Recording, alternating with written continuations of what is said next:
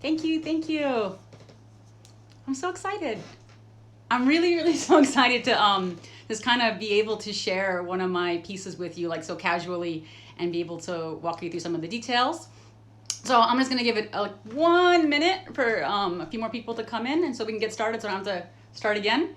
But thank you for voting in my poll and for participating, and I really appreciate it. And I'm totally surprised by the dress that won, actually. So it's actually really interesting. I actually thought that the 1897 dress would win. Because Edwardian is trending so much, and we're seeing so much about big sleeves and all of that. So I was pretty certain that the 1897 would win, and then my second choice was actually going to be the ribbon work dress, because ribbon work's my thing. So I guess I have that kind of bias, but it wasn't. So actually, the wedding dress was the bridal robe de style, and I'm really excited to share it with you. So I mounted it on my dress form. It's gonna take a little maneuvering to show you all of the details, but I'm gonna start with it back here. Okay, everybody can see it, right? Cool. So definitely if you have questions, save them for me towards the end, because I'll answer any questions I can about the dress. But what I really want to do is I just want to go through some of its main body construction and kind of talk to you about how it's put together. And then I'm going to open it up and I'm going to show you the insides, because for me, the inside of the dress is actually more interesting than the outside, like always, because you want to see how it's put together. And so I'm just really excited to share it.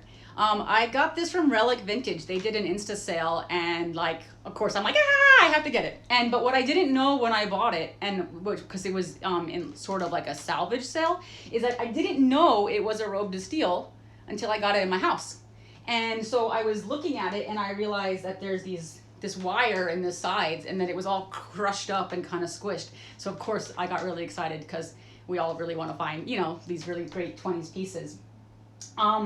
So before I start talking about the dress, I do want to show you this.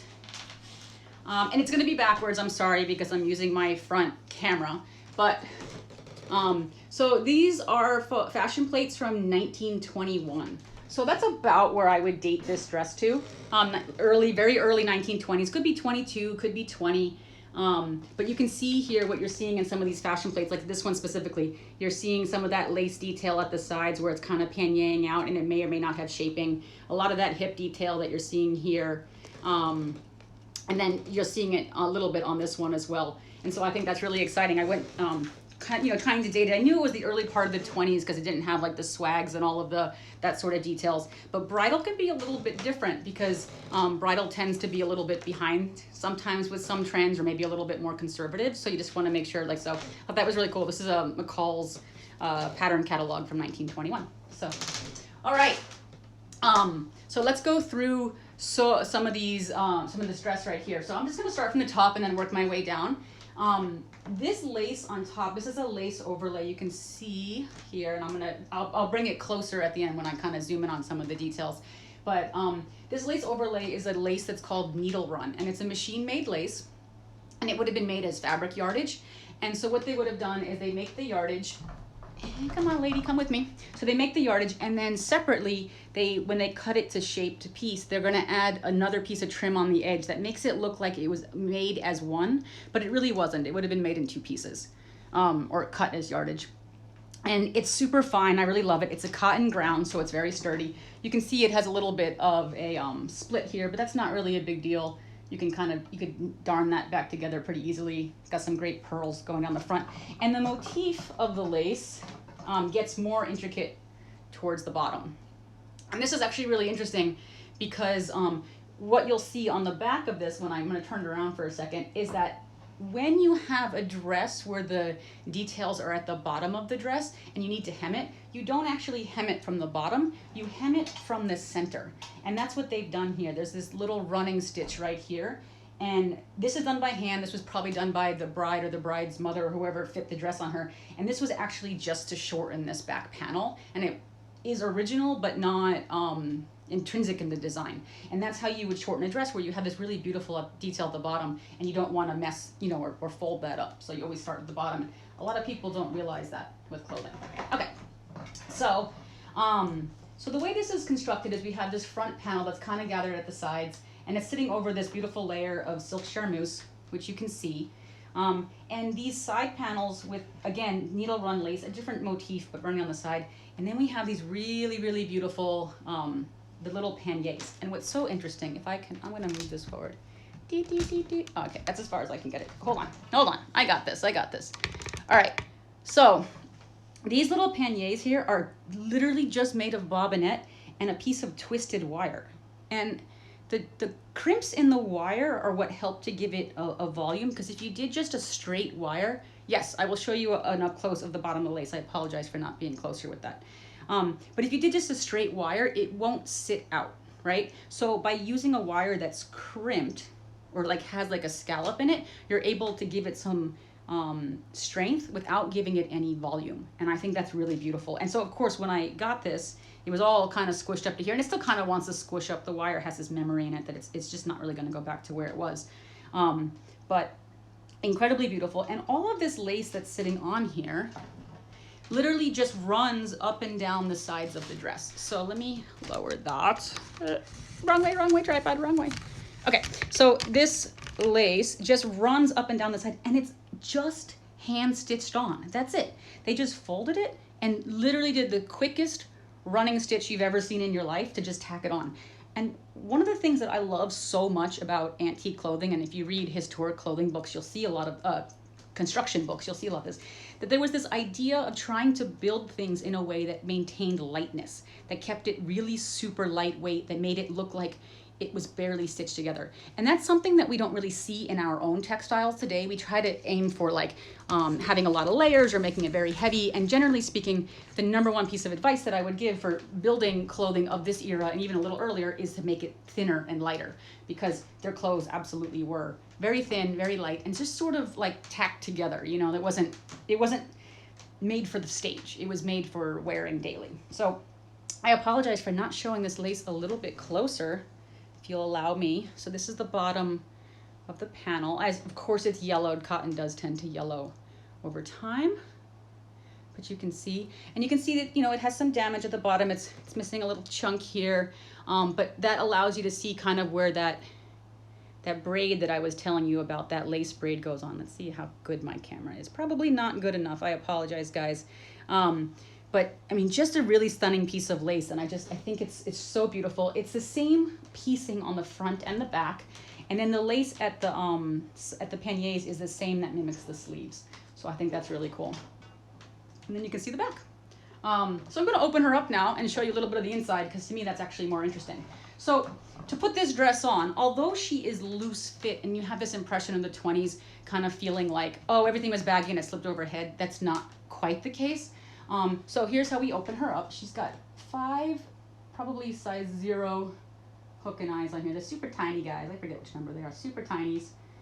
So 5 little hooks and eyes that go on her shoulder, and these are just thread bars. So they don't use the little bars. You know, when you buy the hooks and eyes, you can get the hooks and the eyes or the hooks and the bars. They actually almost always do thread bars, and they are the simplest things to make, and I have to show you guys how to do them, because once you learn how to make a thread bar, you'll never go back to sewing on these metal hooks again, because they're so much easier.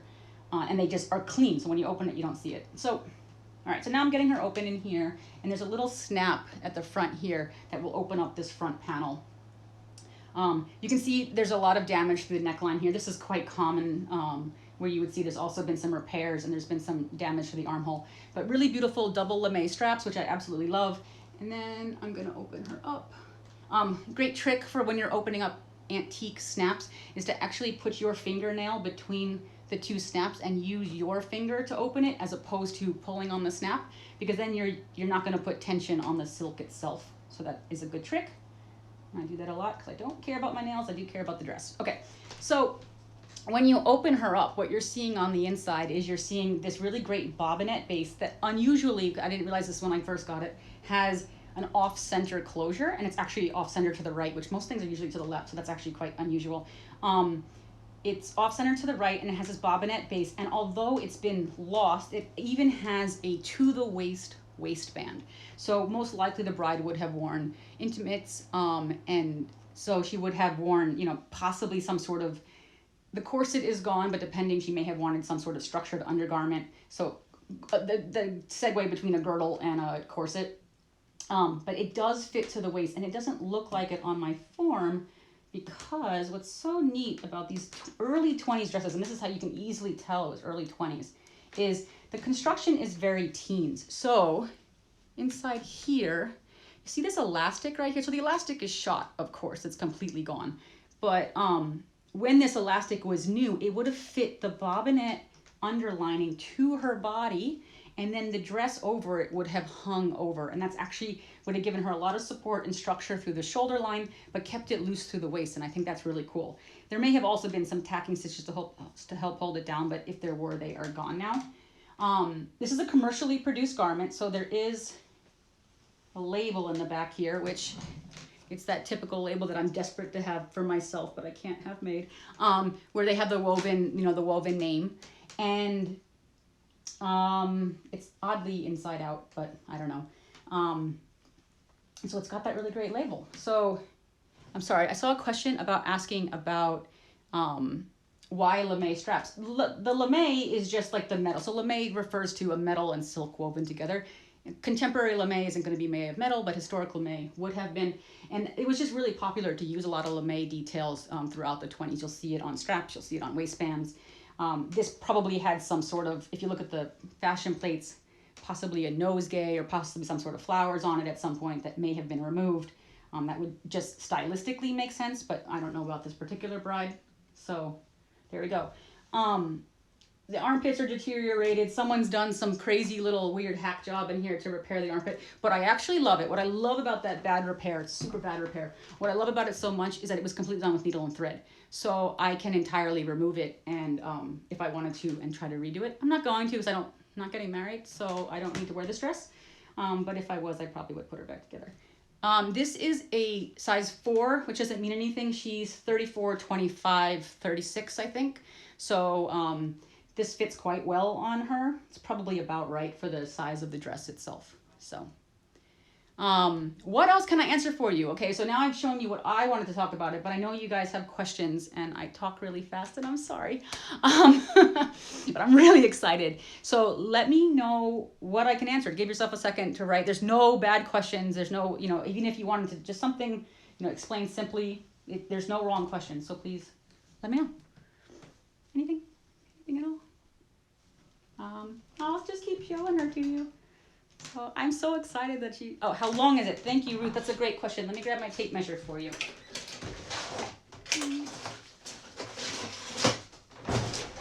She is from shoulder to hem. Oh, I missed the bottom. You guys, I'm glad I saw it. From shoulder to hem, she's 50 inches. And she would have fit, if I hold her up against me and I'm 5'6.5", 5'7", she fits low calf. So she's definitely on the longer length. Generally for the 20s, you don't start seeing the, so first of all, rarely, I mean, very rarely do you see a dress that actually shows the knee. So they always fit below the knee. But the earlier part of the 20s, they tend to fit to the low calf or to the ankle. And then in the later part, in the mid part, you see the really short ones. And then at the end of the 20s, you start seeing those dagged handkerchief hems and all those different kinds of hems. So in a quick way of dating it, you can kind of tell by the length, and you can kind of tell by how structured the hem is. Some great questions. These are really great. Okay, so the first one is, how are the pearls attached to the neckline? I'm going to try to get to all of them.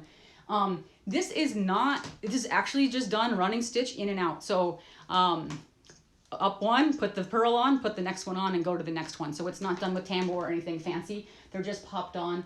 I can't tell what they're made of. They do feel like some sort of early celluloid or early, I mean, plastic's the wrong word, but they don't feel like glass, but they might be, but I can't really quite tell. Okay, so let me just scroll up for a second, and I can answer some of the questions at the back. Oh, wait, I didn't show you the bottom. Let me show you this real quick. I'm going to pick this up. So the bottom of the hem, which I said is 50 inches, I just got to be careful with the cage on my form, has this really beautiful metal lace on it, which you guys know is my absolute favorite. So I'm going to do some tricks, see if this will work. No, it won't work. Okay, hold on. Come on, lady. You got this. All right.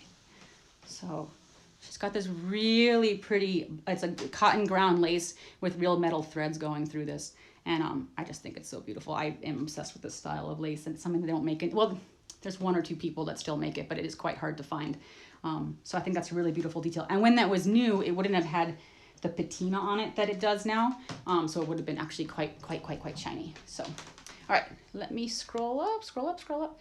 How is the sleeve to the side opening? Because it opens at the shoulder. So the sleeve is actually attached through here. You can see a lot of the damage on this side. It's not quite a pure arm's eye because this is kind of rectangular in shape, but it's just kind of set in there, and it's set onto the straps actually. So this part of the sleeve, and just like the lace on the hips here, it's just hand stitched on pretty quickly. So it's kind of funny that it's just there. And then over here, because you can see where it opens here, it's still the same thing because it's going into the strap. So let me scroll up. The pearls. Okay, are those types of placement of hooks and eyes and the bobbin on there? Yes. You most commonly will see an understructure in 1920s dresses and earlier, from 24, 23. Earlier than that, you're almost always going to have this bobbinette understructure. And most typically, the hooks and eyes will close up the center front, so it's a little bit off to the side. But I guess that works with the way the whole thing closes. So. Yeah. How do you clean something like this? I actually won't. Generally speaking, protein fiber silk won't clean. The discoloration that you see on this, some of the yellowing throughout, isn't going to lift with any kind of wet cleaning that I know of. And silk weakens in water. So I leave everything as is. And I mean, it is what it is. It's not hurting anything how it is. You know what I mean? Technically speaking, some of the lace, because it's cotton, if you took the dress apart, which don't do, I'll murder you, it would lift some of the color because you can get more color, you can get more lightening out of cotton than you can silk, but it's just best left alone. So, how is the silk hemmed? The hem of the dress has the lace that I showed you, but it also is just turned up about 4 inches and then just hand done together. So yes, I absolutely will post close-ups of the lace in my stories, and I may or may not have time to do a YouTube video on this one too. Dry cleaning. Dry cleaning is really interesting. There are very specific, well, first of all, dry cleaning isn't dry, it's actually a wet process, so that's tricky. There are dry cleaners that specialize in vintage. I don't particularly have one that I trust enough to be able to bring something this old. But there certainly are couture dry cleaners. They will do a lot of what I would not want to do to this dress, which is take it apart, clean it in pieces, and put it back together. And that would be a correct way of doing it, but I don't want to do that. So I do know there are a lot of vintage dealers who do trust certain dry cleaners and bring things to, but not with my stuff. I don't. So is the lace down the back a run length piece where they have? Yes, it is the entire width. So. Both the pannier piece, this is the full width. You can see the selvage of the lace at the top when it's turned over. And this back piece would have been, I would imagine this is probably the width. And then they added this trim because this trim on the edge here to give it that little picot is actually just sewn on. So how often do I see Edwardian clothing in larger sizes? Quite often. I might be hoarding all of it. It's not, different size clothing is not, it always existed. It's always a real thing. It's a survival bias depending on what is left and depending on what people wanted to save, right? So like you save your wedding dress, even if your wedding dress may never fit you again. Maybe you got married in your youth and your size changed or whatever it was, or maybe it's just sentimental and you saved it. But there are definitely full range of sizes when it comes to old clothing. Wearability is a little bit different, and so that's where we get into some of the tricky parts. But definitely there's a full size range. So. Yes, just 2 strips of elastic. Nope, none on the other side. So it's just the 2. It wasn't supposed to hold you in or do anything crazy, but it just gave a little snug for the bobbinette layer. So, yes, that's also true. Like if your clothing's not sentimental, you would wear it out if you have larger size clothing. You know, like when you think about a lot of what you see saved, you're gonna see a lot of wedding dresses, you see a lot of christening gowns, you see a lot of things that people really found precious, right? Like why else would you save it once it's no longer in style? So definitely there's a bias towards some of the more sentimental pieces or the pieces that maybe you outgrew or don't fit into, maybe because of pregnancy, maybe because of other things that you no longer, would have kept. So, all right. How are the insides finished? That's a great question. I apologize for me being slow. I'm by myself here trying to go through. They're really not finished in much way. Let's see if we can find the seam on here. So this is all one panel, The seam that we have here is right here in the front. I think this might actually be the only seam on the charmeuse. Hold on. And it's French seamed. So this front one, I can't really get into it, but you can see it right here. It's French seamed right there. And I'm not, let's see what we got. Oh, here we probably have a seam. No, there is no seam in there. All right, it's just pleated. No seams, no seams. So it's one piece of fabric. So I guess that means they cut it on the cross and they did it. Huh. And that's a really good question. I didn't notice that. Thank you. So yeah, cleaning is tricky, guys. I am very conscious to not give too much cleaning advice. Cleaning is science, not art. And there's no one rule to say, oh, I can always do this, I can always do that. And so because of that, and because I don't want to be responsible for somebody else's collection, I don't want to be responsible for the care of that. I barely don't want to be responsible for my own. I am very hesitant to give specific cleaning advice on antiques. And my general rule is just don't, because you don't need to. So I guess if you really were wearing for a wedding, but most likely the color is not going to lift. So it's a risk. But can the neckline be repaired invisibly? That is a really good question. So the way not invisibly, but not obnoxiously. So the way I personally would repair this neckline would be that I would get a piece of silk tulle. True silk tulle is going to be very, very light, and I would dye it a dark ivory color because this is ivory. And then I would place it behind the bobbinette. Let me pin this back up. Excuse me. Sorry, guys. Sorry. All right. I would place it behind the netting. I would restructure it like this right here. And then I would darn in silk thread right over that. So it's going to be a visible mend. But the way the eye works when it takes in a garment is it's not going to see that. Yes, it could potentially show up in a photograph or something like that. But you don't wear or buy vintage because you want it to look like it was factory made yesterday. So that's how I would repair it if I were to repair it. But I most likely, as I have no intention of wearing this, will leave this 100% as it is. So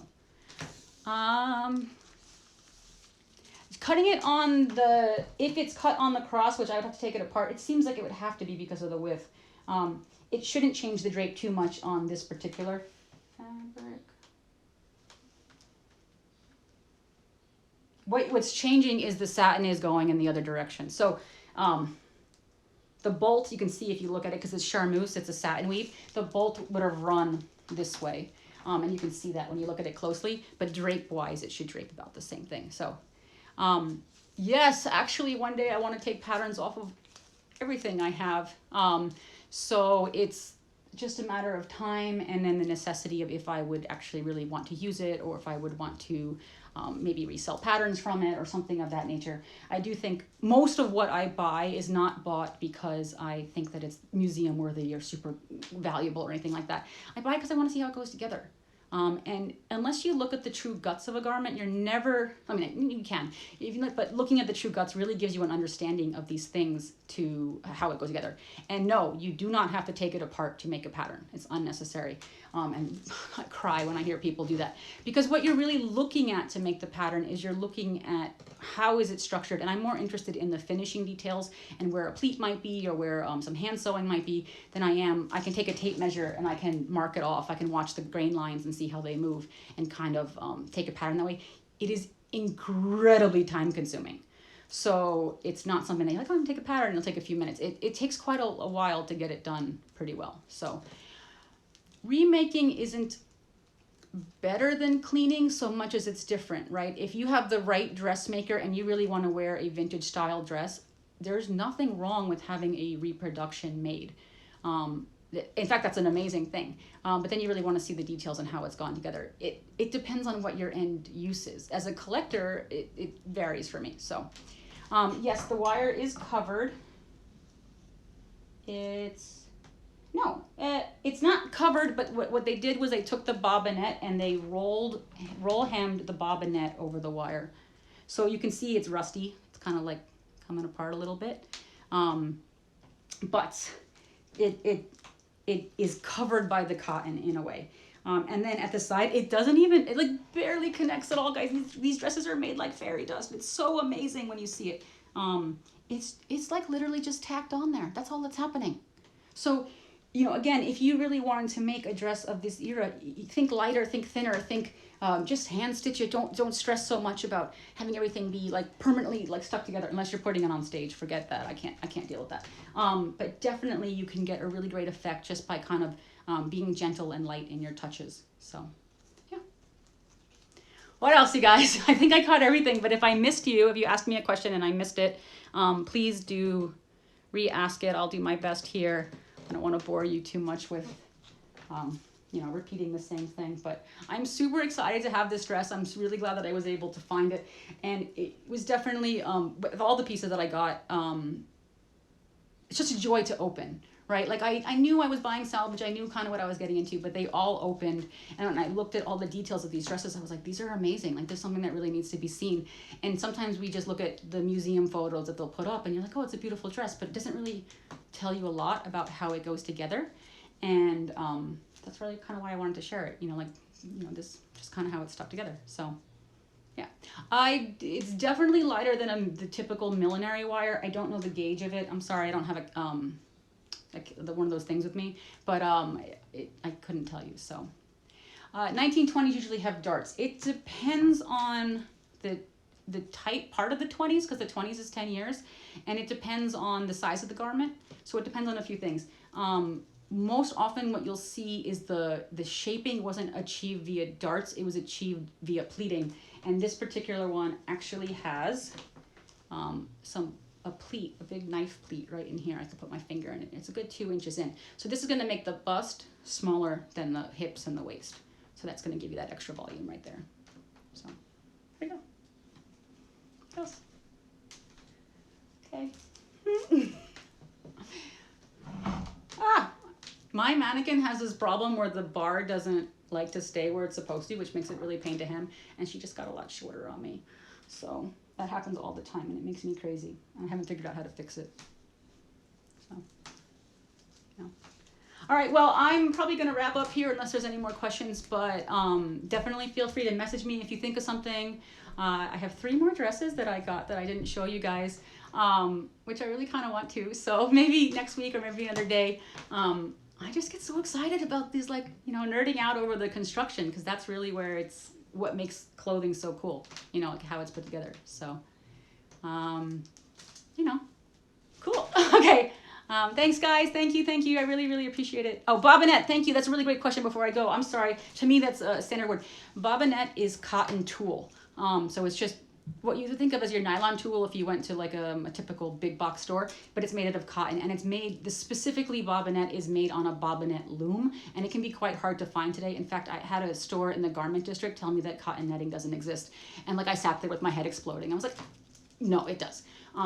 But back in the 20s, back in the teens, back in Edwardian, bobinette was actually not only very easy to come by, it came in a lot of different weights and sizes, and I have books with the original price charts, and it was actually extremely affordable, which is so frustrating for some of us now.